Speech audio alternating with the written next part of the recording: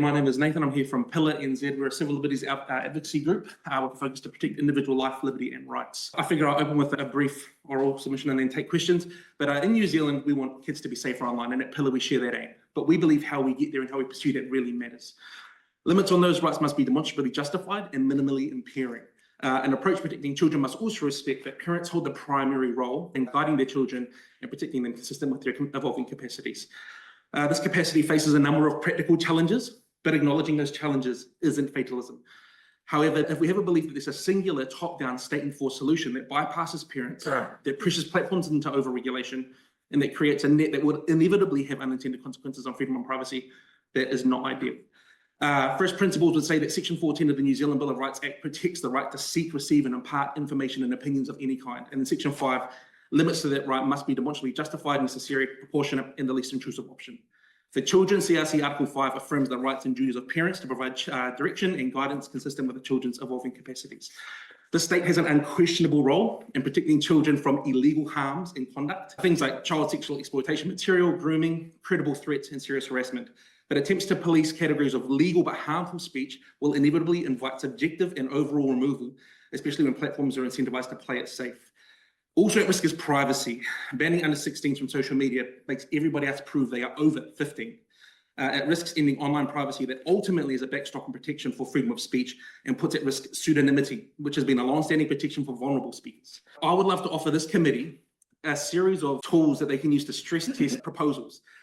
Firstly, define specific harm in the cohort precisely. Secondly, demonstrate a rational connection between the measure and the harm, not a proxy. Choose the least intrusive effective tool, favouring parent-centred and privacy-preserving measures. Weigh privacy, equity, evasion, and pre-commit to metrics, public reporting, and sunset/review dates. Taken together, these principles don't actually minimise the risk of online risks, but what they do is craft appropriate responses, keeping us focused on illegal harms and parental agency. The definition of the problem is really, really important here. Well-drafted law starts with clear definitions, and it's harder than it sounds. If Parliament writes rules with a narrow set of brand name social media platforms, alternative platforms will be easily adopted.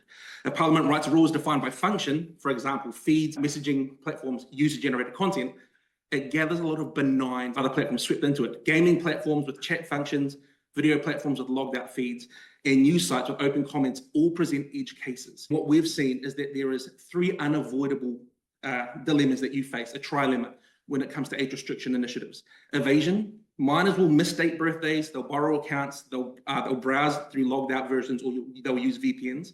There's adult friction, repeated ID checks, selfie video verification, extra latency and lockouts. And there's privacy loss, centralized identity records, cross-service linkage, and profiling risks. We've heard a lot about overseas, and I would say this, that the UK, Canada, and Australia have all made great efforts towards online regulation, and they've all failed so far. What was promised was a safer online environment, but what was delivered was a more centered one. We love to compare ourselves to these nations, but just because they've made bad decisions, does that mean we have to as well? What their experiences show us is that we should design policies and systems around real risks. Otherwise, we end up trading away rights, paying higher costs, and merely shifting behavior elsewhere other than reducing it. We have three recommendations, and our approach and recommendations are centered around targeting illegal harms, practical supports, centering parents, and preferring least intrusive privacy-preserving measures. Firstly, we say that making parental approval and family linking the default on devices and the app stores. Secondly, we say building digital resilience through school curriculum and short parenting training. And thirdly, we say creating one front door for complaints and integrate tools like Stop NCII to block re-uploads of abusive material. In conclusion, we can keep kids safe online without sacrificing freedom and privacy. A parent-centered, capacity-building, targeted enforcement strategy will do more good with far fewer unintended costs than a universal identity check with broad subjective content moderation and platform regulation overall. Our recommendations, which I will send through in a written form to the committee, are practical, measurable, implementable between 6 to 12 months. They put families first, they tackle the genuine illegal harms that warrant state action, and they demand useful transparency from platforms. They also preserve the constitutional foundations on which our democracy depends. Thank you. I've got a question that just comes out of a comment you made about anonymity online. Just made me consider that I know that it's you speaking and you can say whatever you like right now. If you're protesting outside my office, I also know it's you, right? If you're quoted in the paper, I rely on the paper to confirm that it's you that they're quoting. Where does the special right online for that anonymity come in, particularly around speech and harmful speech? in your view? Well, it's a subjective term that you bring forward there, harmful speech, and I suppose that's the question that we should be asking. What are the lines here? What are the definitions? Pseudonymity has been long-standing protection for speakers who are at risk, whether they be in countries of great oppression, whether they be people in positions of employment where they're scared to share thoughts, feelings, opinions. We know, many instances through media leaks or doxing, just how important it is that some people have pseudonymity available to them. So I would say the question there is, how do we define harmful content? Because we know what illegal content is, but when we start getting into the subjective definitions of what's harmful, what's hateful, what is dangerous, who makes those rules, and how clearly can we define them without creating a catch-all laws and legislation that is ultimately censorial as opposed to liberating? Thank you, and thanks for your submission, Nathan. Been interesting to hear from you. I'm curious to know your perspective on what's worse, because you've talked about the unintended consequences of regulation.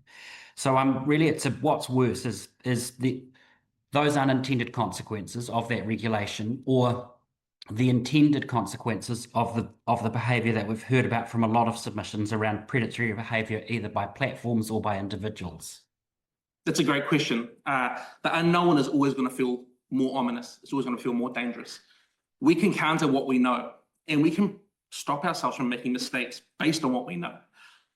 If we keep treating this as the boogeyman and we try and forecast and predict, what we do is we end up ring fencing ourselves in. We don't create a freer online. We don't create a safer online. What we do is we create a more controlled and censorial online.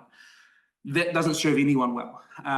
We can combat the threats that we're aware of and that are clearly defined in the law as illegal. But what we shouldn't do is start assuming and imagining risks that are perceived and not realized, and taking heavy-handed state action to them. There's far better ways to address some of these emerging threats through community efforts, advocacy groups, and mainly through parent ownership, leadership, and authority. There's a minority who I have heard of who say parents are not present in some kids' lives, and we shouldn't make rules around exceptions. We should make rules that hold a standard and encourage everyone to reach that standard, and where some fall short, we can provide case-by-case support. I'm going to ask a supplementary on that, maybe slightly provocatively as well. As a parent, if I leave my kids at home unattended, I can be held accountable. If I hand them the keys to my car and put them in the driver's seat and send them down the road at 7 years old, I'm going to be held accountable.